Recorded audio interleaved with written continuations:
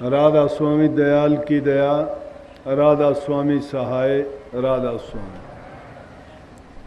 सभी सत्संगी प्रेमियों, मालिक की मौज के अनुसार जितना समय मिले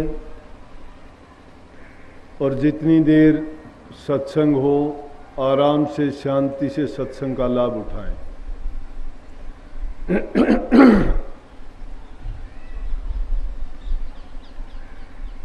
एक साल से ज़्यादा हो गया, पिछले साल यहाँ पे सत्संग नहीं हुआ था।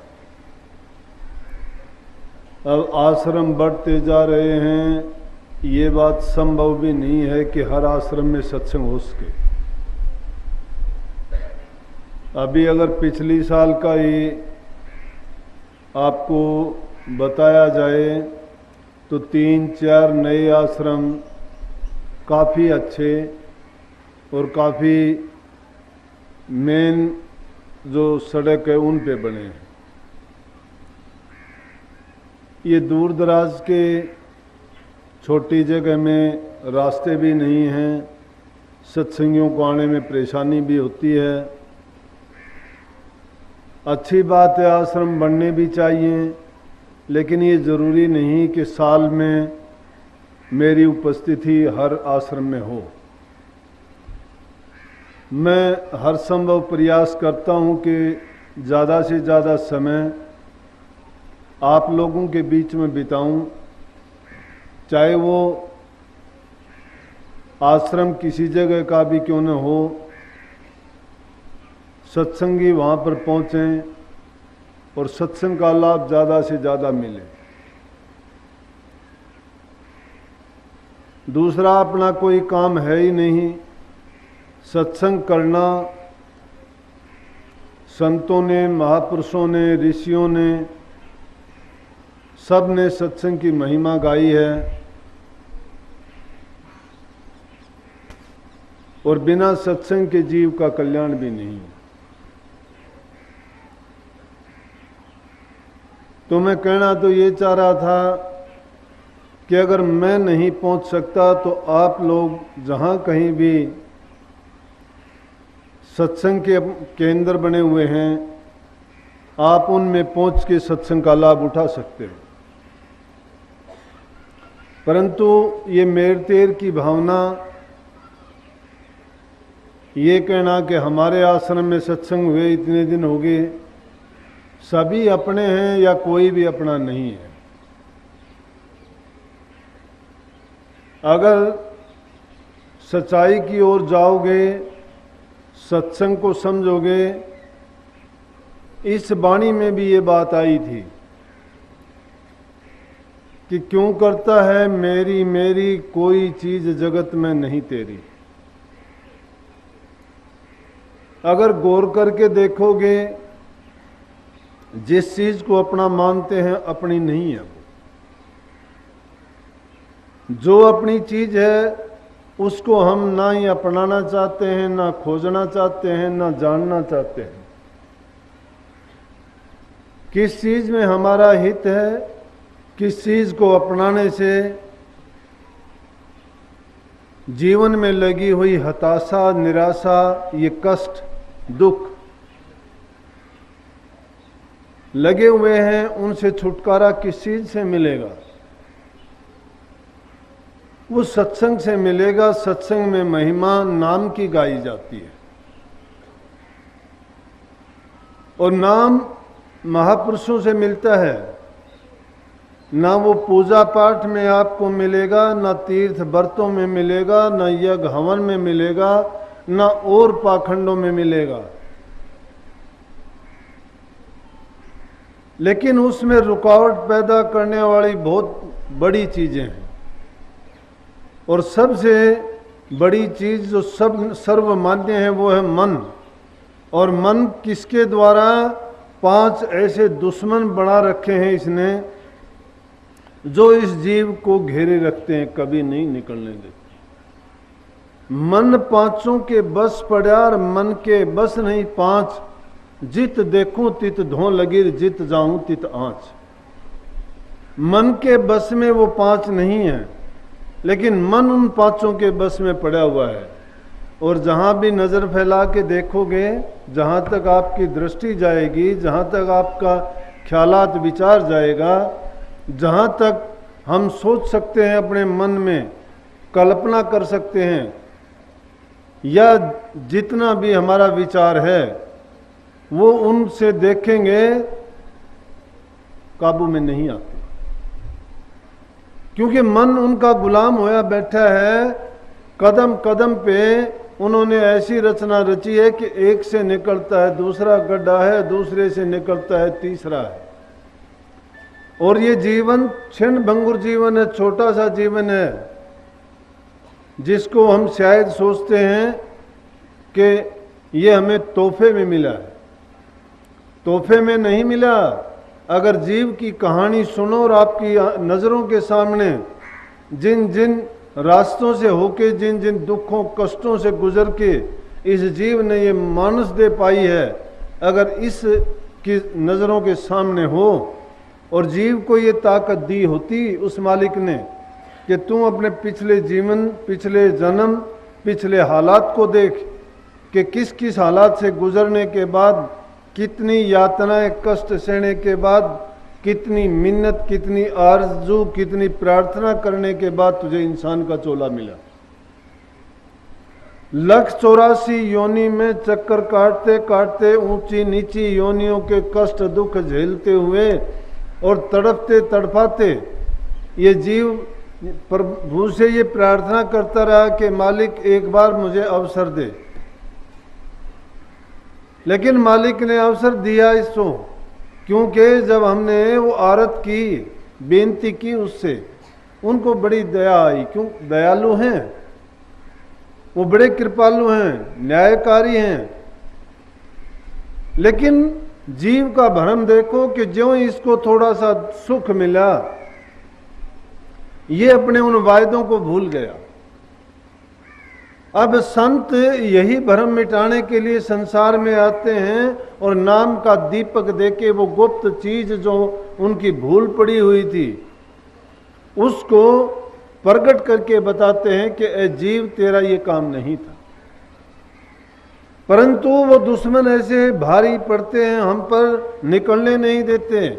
पहला दुश्मन काम का है, दूसरा दुश्मन क्रोध का है, तीसरा दुश्मन लोभ का है, चौथा दुश्मन मोह का है, सबसे बड़ा दुश्मन अहंकार है। और जितनी ताकत अहंकार में है उतनी उन सब में है। तो इसका मतलब उन सब से भारी अहंकार है, अभिमान है, घमंड है।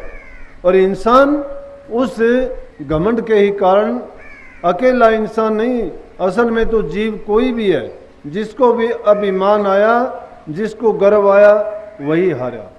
गर्व किया सोई हारा, गर्व किया सोई हारा।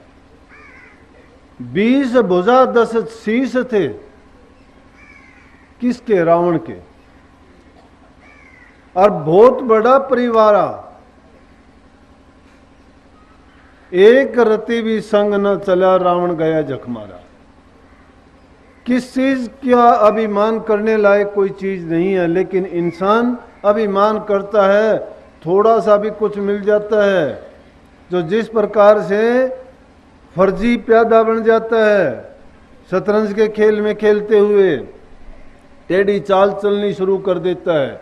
इंसान को इंसान का चोला मिला, वो अपनी बातों को बिसार दिया, भुला दिया। इसीलिए जीव को याद करके उस मालिक के सामने फिर से वही आरत करनी चाहिए कि मैं तेरा गुनहगार हूँ, कि मैंने वायदा किया था, आपने तो मुझे मेरी प्रार्थनाओं को स्वीकार करते हुए इंसान बनाया, लेकिन मैं भूल भरम में और इस संसार के धंधे की उलझन में पड़ के आपको भुला दिया, जो काम करना था वो नहीं किया।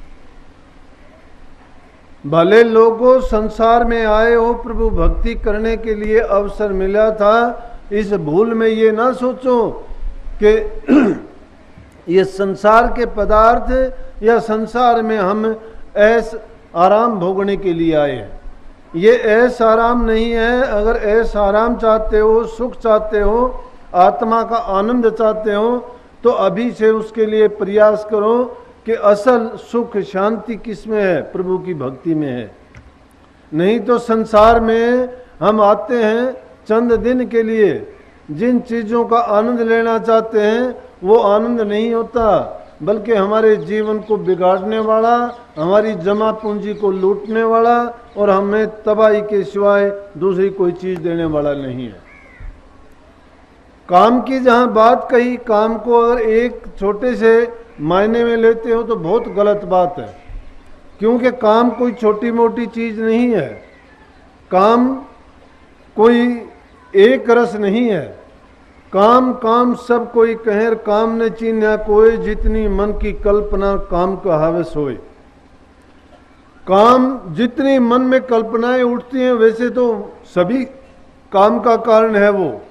जब मन में किसी की कोई कल्पना ही नहीं उठी, वो काम करने की भावना नहीं जगी, वो काम नहीं करेगा। लेकिन वो भावना जरूर जगेंगी, क्योंकि मन ने छूट दे रखी है। अगर मन को किसी दूसरे काम में लगा देते, हम प्रभु भक्ति में लगा देते, तो इन बुराइयों में कभी नहीं पड़ता। खाली मन को कुछ ना कुछ करना ही होता है। इसलिए चाहिए इंसान को कि अपने मन को नाम में, प्रभु भक्ति में, गुरु के प्रेम में, सत्संग में और कभी भी खाली वक्त में इसको अकेला नहीं छोड़ना चाहिए। मन को सुमरण में लगाओ, नाम की कमाई होती चली जाएगी। बुरी भावनाएं, बुरी कल्पनाएं, बुरी धारणाएं इसमें नहीं पैदा होंगी, मन में नहीं होंगी, तो ये इंद्रियों के माध्यम से कोई पाप, कोई बुरा कर्म नहीं कर पाएगा। अगर वो नहीं कर पाएंगे तो हम कर्म के बोझ के नीचे नहीं दबेंगे। अब रही काम की बात, अब काम को एक ही उसमें ले लीजिए। काम जब इंसान के दिल में जगता है तो ये कुछ नहीं देखता है, ना इज्जत देखता है, ना मान मर्यादा देखता है, ना परिवार देखता है, ना बहन भाई के बारे में कुछ सोचता है। क्योंकि काम जब इंसान के दिल में पैदा होता है, उठता है, ये इंसान को अंधा बना देता है। और अंधा इंसान कहीं भी गिरता पड़ता चला जाता है, वो कुछ भी नहीं सोचता है।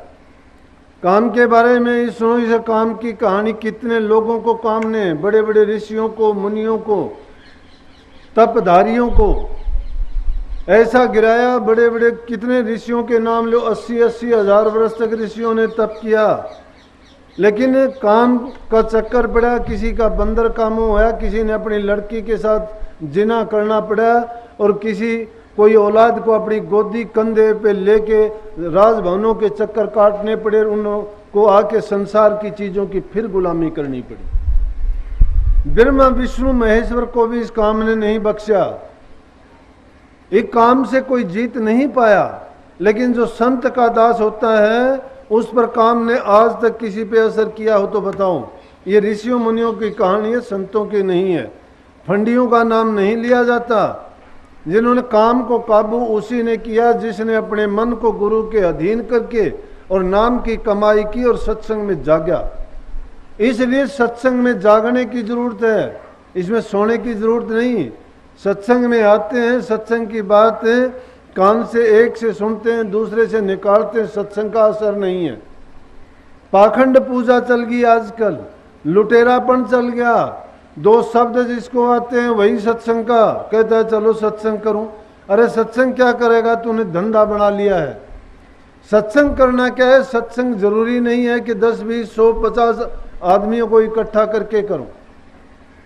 सत्संग अगर करते तुम्हारी मन की भावना फिर जाती, मन की भावना अगर फिर जाती तो पूज्य चीज एक ही नजर आती, सिर्फ गुरु। गुरु का उपकार मैं तो अपने दिल से ये मानता हूं कि गुरु ने जो मेरा उपकार किया, जो मुझे वस्तु दी, जो चीज दी, मैं तो कहता हूं कि लाखों जन्म मुझे मिले और तो भी मैं गुरु का ऋण नहीं उतार पाऊंगा। क्यों नहीं उतार पाऊंगा? कि उस चीज का मूल्य नहीं है। संसार में कोई चीज ऐसी बनी नहीं आज तक जो उस नाम के बदले में कोई देश के। गुरु ने वो ऐसा अखूट भंडार दिया जो कभी खत्म होने वाला नहीं है, जिसमें सर्व सुख पूरे संसार के नहीं, मैं कहता हूं तीनों लोक में भी ऐसा सुख नहीं है। स्वर्ग बैकुंठ में भी वो सुख नहीं है। वो सुख नाम में है। अब काम उसके उलट आदमी को गिराता है। कितनी ऐसी घटनाएं हुई कि काम के बस होके उनका क्या क्या हुआ, एक एक की अगर बात बताई जाए तो नहीं कही जाएगी और अच्छी भी नहीं है। इतना ही समझो कि ये काम दुष्ट है, जब मन पर सवार होके इंसान की बुद्धि को हर लेता है तो उसको मार्ग से भटका देता है। दूसरा दुश्मन क्रोध को लीजिए। क्रोध कितना बुरा है कि क्रोध ऐसा चंडाल है कि जब ये क्रोध उठता है आदमी की बुद्धि, विवेक, ज्ञान सब खत्म हो जाता है। और उसके मन में क्रोध में वो ये नहीं सोचता कि जिसके लिए तूने पूरा जीवन लगाया उसको 1 मिनट में उसने बर्बाद कर दिया। नतीजा नहीं सोचता है, कर्म कर बैठता है। क्यों कर बैठता है कि क्रोध जब पैदा होता है वो अंधा कर देता है इंसान को, बुद्धि को हर लेता है, कोई उसमें सद्बुद्धि नहीं रहती, राक्षसी विचार हो जाते हैं उसके। आप कहोगे क्रोध को काबू करने का क्रोध को काबू करने के तरीके हैं, बहुत हैं।